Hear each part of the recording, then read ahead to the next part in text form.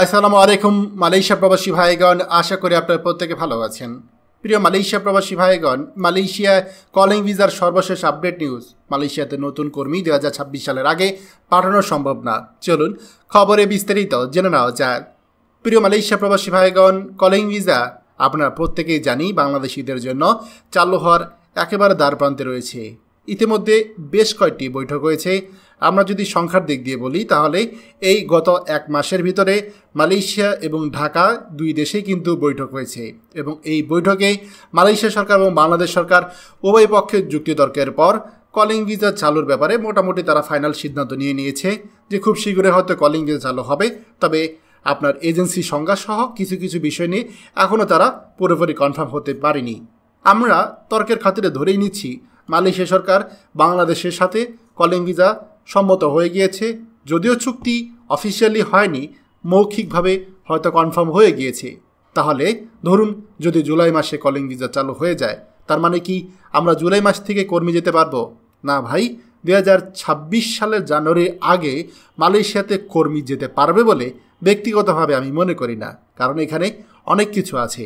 যেমন ধরুন জুলাই মাসে মালয়েশিয়া সরকার ঘোষণা দিয়ে দিল, অফিসিয়ালি ধরেন একটা আপনার মিনিস্ট্রি থেকে অ্যানাউন্স করে দিল বাংলাদেশের সাথে চুক্তি সম্পন্ন কলিং ভিসায় কর্মী নেওয়া হবে, ধরেন 1 লাখ বা 2 লাখ কর্মী নেওয়া হবে।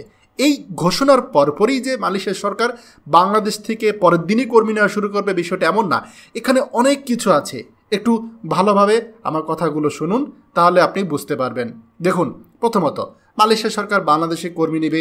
বাংলাদেশে কর্মী নেওয়ার জন্য তারা মালয়েশিয়া যে ডেলিগেশন আছে সেখানে তাদেরকে জনক ঠিক করতে হবে, এজেন্সির সংখ্যা ঠিক করতে হবে, এরপরে হচ্ছে যে রিক্রুটিং এজেন্সি আছে সেগুলো সংখ্যা ঠিক করতে হবে, মালয়েশিয়া যে কাউন্টার পার্ট আছে সেগুলো ঠিক করতে হবে, মালয়েশিয়ায় যে আপনার সিন্ডিকেটের মাধ্যমে কর্মী নেবে সেগুলো ঠিক করতে হবে।